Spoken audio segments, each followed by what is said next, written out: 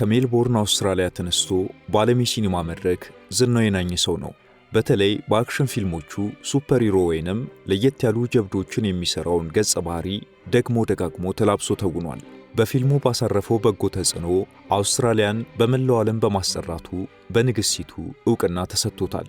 በማርቨል ፊልሞች ቶር የተሰኘው ገጸ ባህሪው ደግሞ ከሁሉም ገኖ ይታወቅለታል።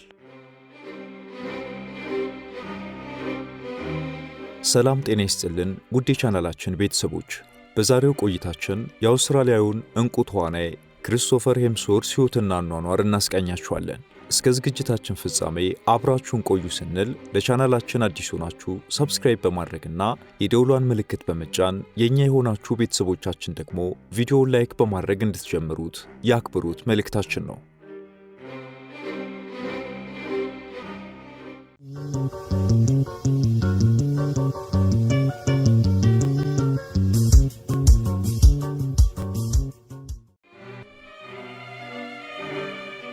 ሙሉ ስሙ ክሪስቶፈር ሄምስወርዝ ሲሆን በ1983 በአውስትራሊያ ርዕሰ መዲና ሜልቦርን መወለዱን ደግሞ ታሪኩ ይናገራል።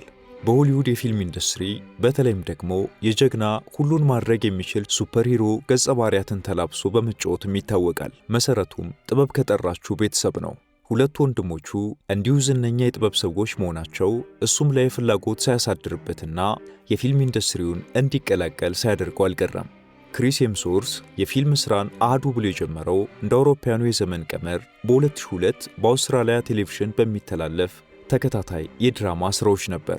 ተዋናዩ ከዚህ ጊዜ ጀምሮ ጠንክሮ ሲሰራ ቢቆይም ዝናው ሰማይ ነካው ግን በ2011 በማርቨል ፊልሞች ቶር የተሰኘውን ተወዳጅ ገጸ ባህሪ ሲተውን ነበር።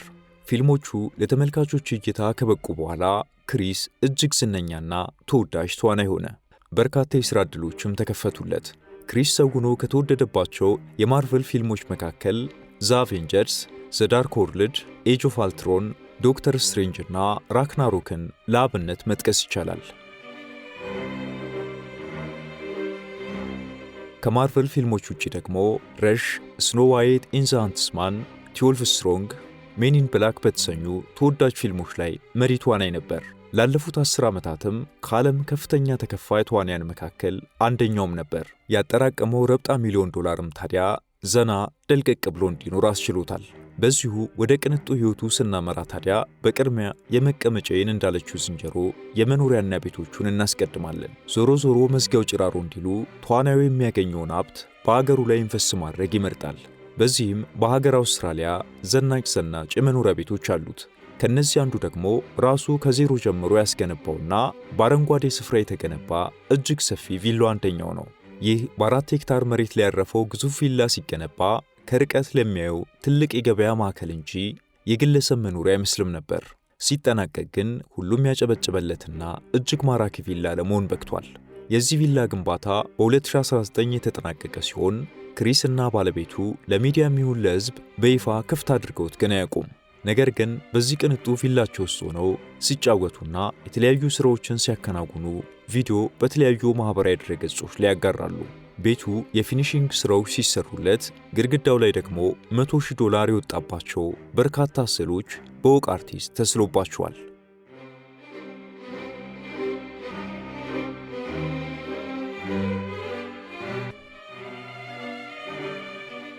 ክሪስቶፈር ሄምስወርዝ ለስፖርት ልዩ ፍቅር ያለው እንደመሆኑ በቤት ውስጥ ይህ ቀሮ የማይባልለት አስደማሚ ጂም ገንብቶለታል።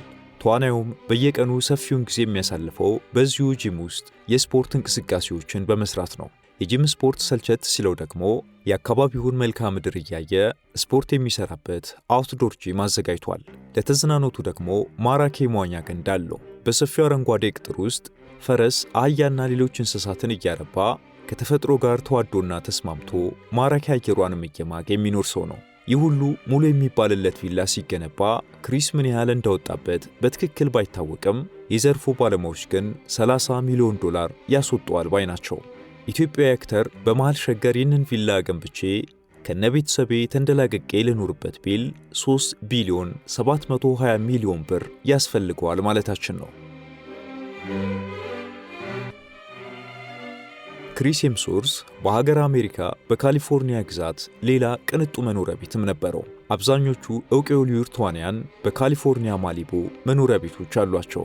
ከሆሊውድ ዕውቅ ተዋናዮች መካከል አንደኛው የሆነውና በተለይም ለባህር ዳርቻ ልዩ ፍቅር ያለው ክሪስ ሄምስወርዝ በዚሁ አካባቢ ዘናጭ ቤት ሸምቷል። ይህ በግማሽ ሄክታር ላይ ያረፈ ቤት የአትክልት መትከያና የፈረስ መጋለቢያን ያካተተ ነው። ውስጡን ደግሞ ሰፋፊ መስኮቶች እንዲኖሩትና የእንጨት ቀለም ያላቸው ቁሶች እንዲበዙበት አድርጎ አስቦታል። ከተራራ አናት ላይ እንደመገኘቱ ከተማዋን ከላይ ወደ ታች ለማሳየት የሚያስችልም ነው። ቤቱ ለሙሉ ቤተሰቦቹና ለክብር እንግዶች እንዲበቃ ተደርጎ 4 መኝታና 4 መታጠቢያ ክፍሎች እንዲኖሩት ተደርጎ ተሰርቷል። ይህንን ቤት ክሪስ ለብቻው ሳይሆን ከሁለት ወንድሞቹ ጋር አጋጅቶ እንደሸመተውም ይነገራል። ነገር ግን ቤቱን ከገዙትና ትንሽ ከተንደላቀቁበት በኋላ በ4 ዓመት ልዩነት ውስጥ የሪል ስቴት ዋጋ ሰማይ በመንካቱ ትርፉ አጓግቷቸው ሳይሆን አይቀርም በ4 ሚሊዮን ዶላር ጆሮም ብለውታል። ነገር ግን ክሪስ ሄምስወርዝ ለማሊቡ ከተማ ባለው ፍቅር ሌላ ቪላ ወዲያው ሸምቷል። ይሄኛው ቪላ ደግሞ ባለ 2 ፎቅ ሆኖ እጅግ ውብ የአርኪቴክቸር ዲዛይን ያረፈበት ነው። 681 ስኩዌር ሜትር ያለው ቪላ ረዣዥም ጣሪያዎች ያሉት በመሆኑ ነፋሻማ አየርን ለማግኘት የሚያግዝና ውስጡም ማራኪ በሆነ ፊኒሺንግ የተሰራ ነው። ቤቱ በ5 የመኝታ ክፍሎችና በ6 የመታጠቢያ ክፍሎች የተከፈለም ሲሆን ተዋናዩ ከነሙሉ ቤተሰቡ ደልቀቅ ብሎ ለመኖር ያስችለዋል። የተለያዩ ጨዋታዎችን ለመጫወት የሚያስችል የጂም ሩምና ስፖርታዊ እንቅስቃሴዎችን ለማዘውተር የሚሆን ሰፊ ጂምም አለው። የአሜሪካ ሚዲያዎች እንደሚሉት ከሆነ ደግሞ ክሪስ ሄምስወርዝ ይህንን መኖሪያ ቤት ለመግዛት 7 ሚሊዮን ዶላር አውጥቶበታል።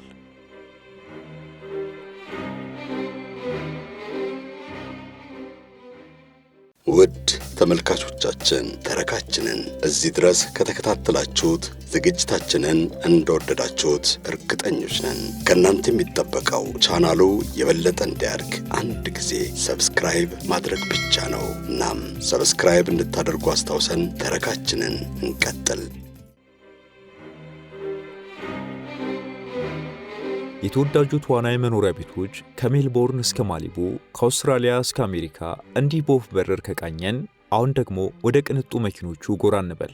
መቼስ የሆሊውድ ተወዳጅ ተዋናዮች በእያንዳንዷ ፊልም ረብጣ ሚሊዮን ዶላር እንደሚከፈላቸውና ባጠራቀሙት ገንዘብም ያሻቸውን የምድር ተሽከርካሪ አማርጦ መሸመት እንደማይሳናቸው እሙን ነው። ክሪስ ሄምስወርዝም ወደ አደባባይ ይዟቸው የሚወጣቸው መኪኖች የተለዩና በጥቂት ሰዎች እጅ ብቻ ያሉትን ዘናጭ አውቶሞቲቭ ውጤቶችን እያሳደደ የሚመርጥ ይመስላል። ተዋናዩ በአንድ ወቅት በካዲላክ ኤስአር መኪናው በሆሊውድ መንደር ሽር ብትን ሲል ታይቶም ነበር። ይህ መኪና በአሁኑ ሰዓት መመረት ያቆመና በጥቂት ሰዎች እጅ በ30,000 ዶላር የሚሸመት ታሪክ ቀመስ ተሽከርካሪ ነው። ካረጁ አይበጁ ቢልም አበሻ እሱ ግን ኦልድ ኢዝ ጉድ ማለቱ ይመስላል። ክሪስ ከውድ ባለቤቱ ጋር በመሆን አኩራ ኤምዲኤክስ መኪናውን ሲያሽከረክርም በአድናቂዎቹ እይታ ውስጥ ገብቷል። እቺ ቀልጠፍ ያለች መኪና 50,000 ዶላር የምታወጣም ነች። ገንዘብ ያለው በሰማይ መንገድ አለው ነውና ረብጣ ሚሊዮን ዶላር ላላቸው አማራጩ ብዙ፣ ምቾትና ቅንጦቱም ወደር የለሽ ነው። ተዋናዩ በማህበራዊ ሚዲያ ገጹ ካጋራቸው ሌሎች ቅንጡ መኪኖቹ መካከል ታዲያ አውዲ Q7 ሌላኛዋ ነች። በእውቁ የመኪና አምራች አውዲ የተመረተችውና በምቾት ተወዳዳሪ የሌላት ይህች መኪና በአዲስነቷ ከ60,000 ዶላር በላይ የምትገኝ አይደለችም። በምቾቱ የተመሰከረለት ግዙፉ ካዲላክ ኤስካሌት መኪናም ከነግርማ ሞገሱ በክሪስ ሄምስወርዝ የመኪና ማቆሚያ ይገኛል። ይህ ግዙፍ መኪና ረዥም ርቀት ለመጓዝና የአውሮፕላን ያህል ምቾትን ለማጣጣም የሚመረጥ ሲሆን 90,000 ዶላር የመግዣ ዋጋው ነው። ተዋናዩ ለበረሃማ መንገድ ማን እንደሱ የተባለለት ቶዮታ ላንድ ክሩዘር መኪናም አለው። ለሽርሽር የትኛውም በረሃማ የሆነ አባጣ ጎርባጣ ለመሄድ የሚደፍረው መኪናም ዋጋው ወደ 130,000 ዶላር ከፍ ማለቱ ያለ ምክንያት አይደለም። ከመሬት ከፍ ብሎ የሚገኘው መርሴዲስ ቤንዝ G63ም እንዲሁ ከክሪስ ሄምስወርዝ የመኪና ማቆሚያ ውስጥ የሚገኝ ሌላኛው አስደናቂ መኪና ነው። ከ0 ወደ 60 ኪሎ ሜትር በሰዓት ማርሹን ለመቀየር 4 ሰከንዶች ብቻ የሚበቁት ይህ አስደማሚ መኪናን ለመግዛት ደግሞ 155,000 ዶላር የሚያስከፍለው ነው። ተዋናዩ ከዚህ የበለጡ የቅንጦት ልካቸው ከፍ ያለ ረብጣ ዶላር የወጣባቸው መኪኖችም አሉት። ከሚያሽከረክራቸው መኪኖች ሁሉ እጅግ ውድና ቅንጡ የተባለው አውዲ R8 መኪናው እንደሆነች መረጃዎች ያሳያሉ። ይህች መኪና የአስፋልቱ አውሮፕላን የምትሰኝና በተለይም በፍጥነቷ ወደር የለሽ ነች። መኪናዋ በሰዓት 250 ማይል ወይንም 402 ኪሎ ሜትር ትከንፋለች። መኪናዋን ለመሸመትም 180,000 ዶላር ያስፈልጋል። መልከ መልካሙና ቁመናው የሚያምረው ተዋናይ በአደባባይ ሲታይ ዘንጦና ውድ በሆኑ ሰዓቶች ሽክ ብሎ ነው። ከሰዓት ምቾቶቹ መካከልም $3800 ኦሜጋ ስፒድ ማስተር፣ $4000 ሆየር ሞናኮ ብሉ ዳየር፣ $5000 IWC፣ $8000 ሆራ ሄሪቴጅ ካሊበር፣ $10000 ሮሌክስ ኦይስተር፣ $22000 ቦልደሪንግ ኦክቶ፣ $95000 ኦዴማር ፒዤ ሮያል ኦክ ጥቂቶቹ ናቸው። እንደ መዝናኛ ኢንዱስትሪው ሰው ለተዝናኖት ትልቅ ቦታ የሚሰጠው ክሪስ ሄምስወርዝ ከቦታ ቦታ ሲጓጓዝ ታዲያ እንደ ንጉሥ ነው። ለአጭር ጉዞዎች ሄሊኮፕተር፣ ረዘም ላሉ ጉዞዎች ደግሞ የግል አውሮፕላኖችን ያዘወትራል። እስካሁን ባሉት መረጃዎች ተዋናዩ የግል አውሮፕላን ወይንም ሄሊኮፕተር እንደሌለው ቢነገርም ቅንጡ አውሮፕላኖችን በመከራየትና ለአንድ የበረራ ጉዞ ብቻ $10,000 ወይንም $1,240,000 ብር እየከፈለ በዘናጭ አውሮፕላኖች ይጓጓዛል። ዓለም ላይ ያሉ በሚባሉት ግዙፍ የግል ጀልባዎች በታላላቆቹ የመዝናኛ ቦታዎች ዘና ፈታ ሲልም ይስተዋላል። እነዚህ ጀልባዎች በኪራይ ሲሆኑ ከመኝታ እስከ መታጠቢያና ስፖርት ማዘውተሪያ ቦታዎች ሁሉን ያሟሉና ለአንድ ጊዜ ኪራይ በእኛ ሀገር ገንዘብ ሲሰላ ከ400,000 ብር በላይ የሚያስከፍሉ ናቸው።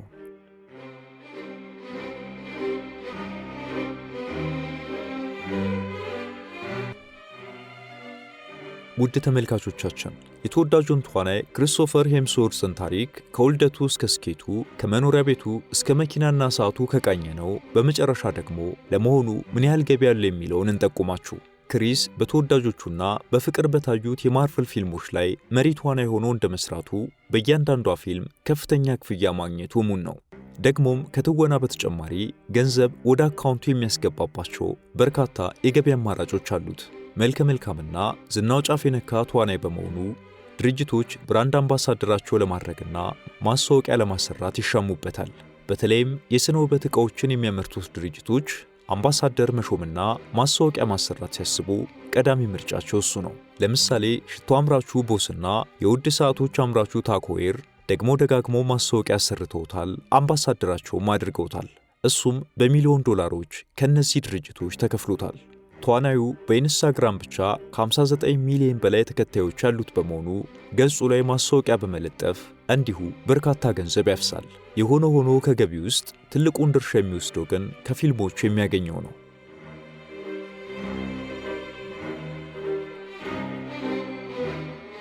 ተዋናዩ ከፊልሞቹ ያገኝ የነበረው ገቢ እንደ ታዋቂነቱና ተጽዕኖ ፈጣሪነቱ እድገት እያደገና እየጨመረ የመጣ ሲሆን ለምሳሌ በ2011 የመጀመሪያው የማርቨል ፊልሙ ሲተውን $150,000 ብቻ ነበር የተከፈለው።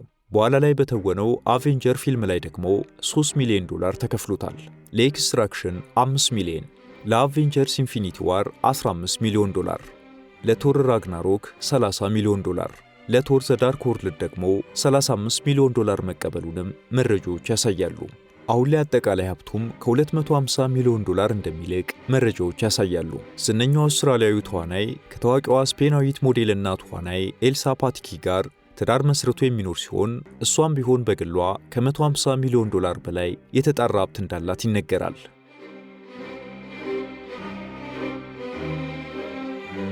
ውድ የቻናላችን ተመልካቾች በዛሬው ጥንቅራችን ተወዳጁን አውስትራሊያዊ ተዋናይ ሕይወት፣ ስኬትና ቅንጦት እንዲያስቃኘናችሁ በቀጣይ በቻናላችን ቢቀርብልን አሊያም ብናውቃችሁ የምትሉትን ጥቆማ በኮሜንት ማስቀመጫው ላይ እንድትጠቁሙን፣ ለቻናላችን አዲስ ሆናችሁ ሰብስክራይብ በማድረግና የደወሏን ምልክት በመጫን በየዕለቱ የምንለቃቸው የተመረጡ ተረኮች በፍጥነት እንዲደርሷችሁ ማድረግ እንደምትችሉ አስታወስን።